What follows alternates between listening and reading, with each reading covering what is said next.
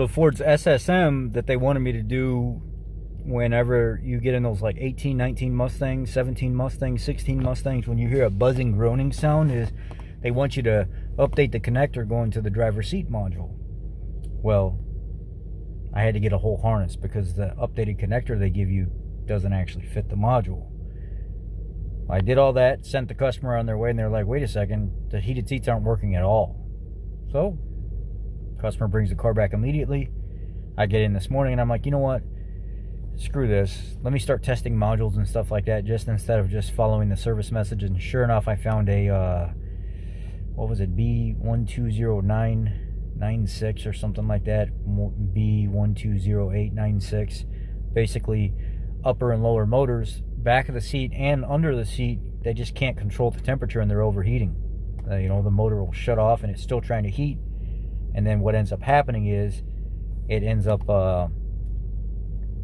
overheating, and it'll just keep doing it, and you'll get that buzzing and groaning and stuff coming from it when the motors do kick on. So I go through the pinpoint test here to show you exactly what I had to do to determine whether or not the motors were warrantable replacement, and sure enough they were. I got the step 3, and each one of the motors were supposed to be between 250k and 400k ohms, but they were 2.45 or 2.5 mega ohms, way out of it. So that's grounds for replacing those TED motors. So here is the video, and I appreciate you guys. Customer complains about noise coming from the seat when heated seats are activated. Let me see if you can hear this.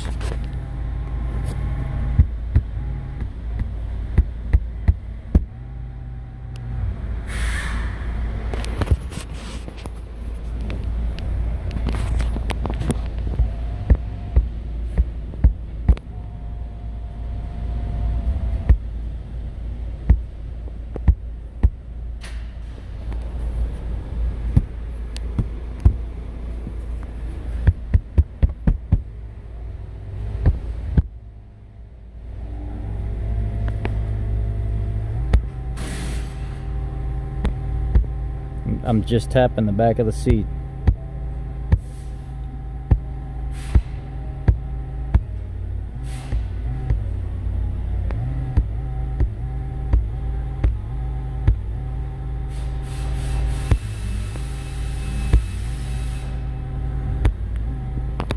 I'm gonna have to take it apart and look at it. Check for codes first. Self-test the SCME module. Sits like right here.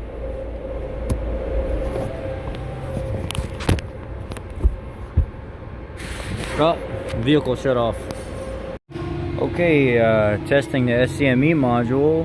120898 and 120998 means the driver's seat upper and lower blower motors over temperature. Step 1, shut down the climate control seats. Wait 1 hour before testing the resistance of the motors between pin 1 and pin 2. So let's do that.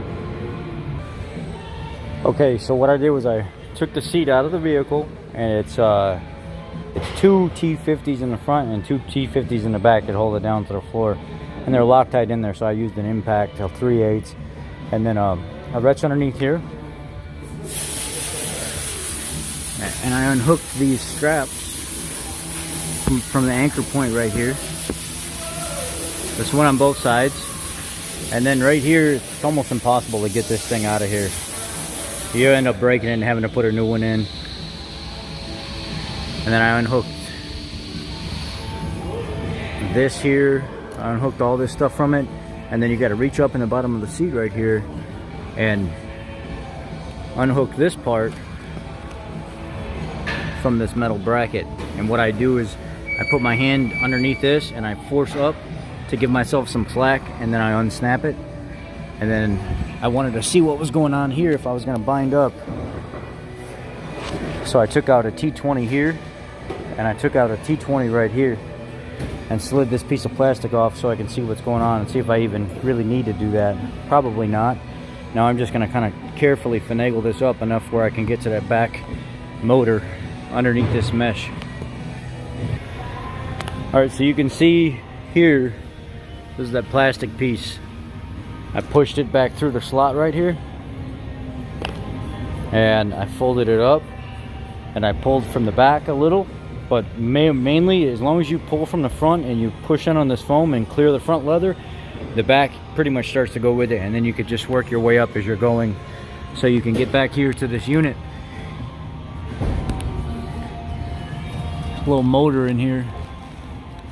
They say it goes bad, but anyway, when you get to this motor back here, they want you to unplug this and let it sit for about an hour total before you start ohming stuff out. So unplug it, let it sit for about another 30 minutes, and then we'll test this thing.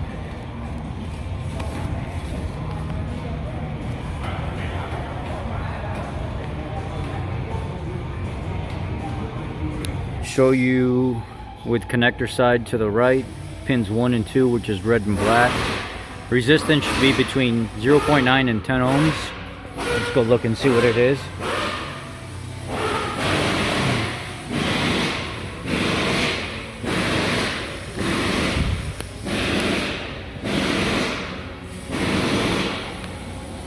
Connector side to the right. Pins 1 and 2,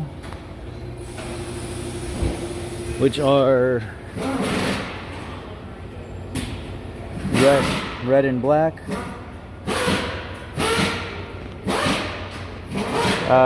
I'd say that motor's no good. Let's check the other one. It's pins 1 and 2 are on the bottom. Am I still in the wrong spot?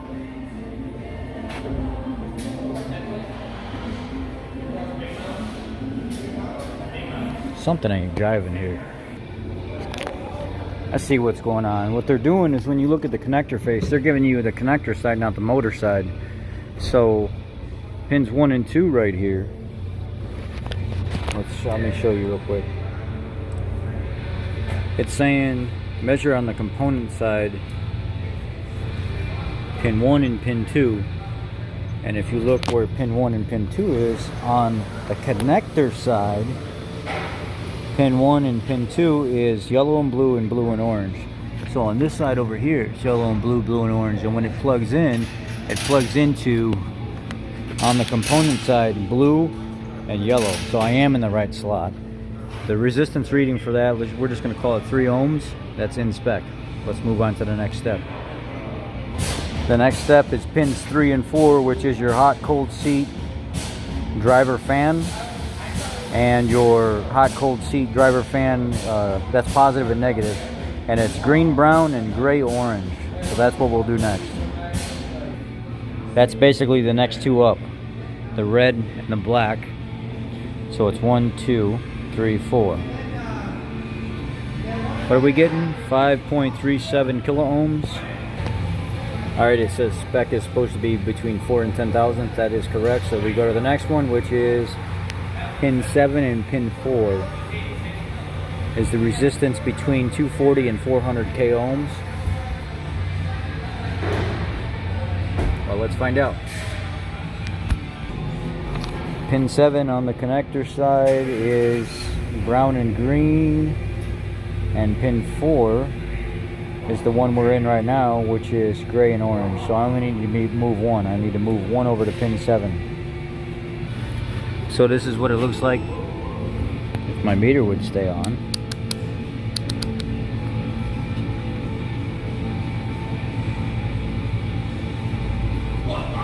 Getting 2.4 mega ohms, and that's pin 4, pin 7.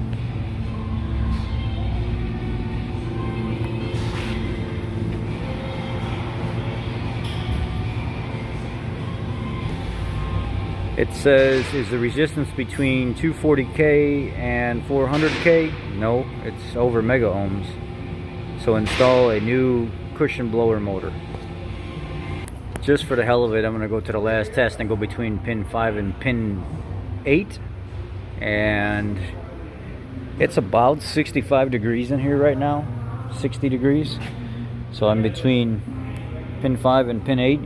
I'm reading 1.18 kilo ohms.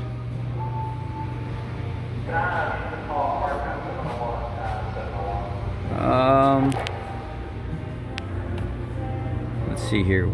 Yeah, it's about right what it's supposed to be, actually. The only circuit that doesn't test out is this one. The component side resistance between pin 7 and pin 4, it was 2.4 mega ohms, and it says it's only supposed to be between 240 and 400 k ohms. Okay, now let's do the seat back motor. Just flip this seat around and redo the back again just to reconfirm, because we know the front was bunged. I want me to go to pins 1 and 2. Mind you, this is the connector side. So pins 1 and 2 on the connector side, it says is gray and violet and white and violet. Now we need to look on the other side to see where those go on the component side, because this is component testing. So if we're doing pins 1 and 2, one is gray violet and white violet. So 1 and 2, gray violet and white violet. And then we look over here. So that means I probably was in the wrong one to begin with. It's these top two right here. So if you plug in this way, it's the blue and yellow on the top on this side. So let me charge this phone and do that real quick and test those two circuits.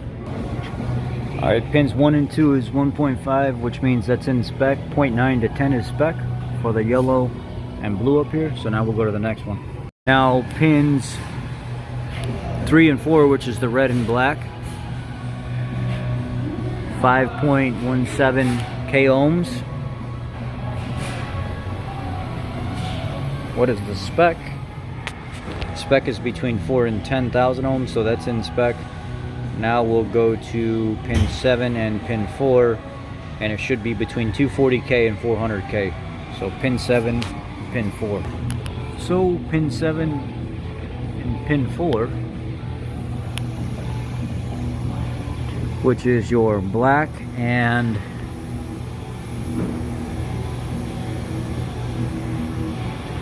looks like a white,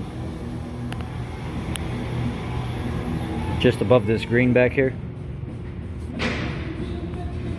It says it's supposed to be between 240 and 400, or 240 or 250 k ohms and 400. It's way over. It's at 2.32 mega ohms.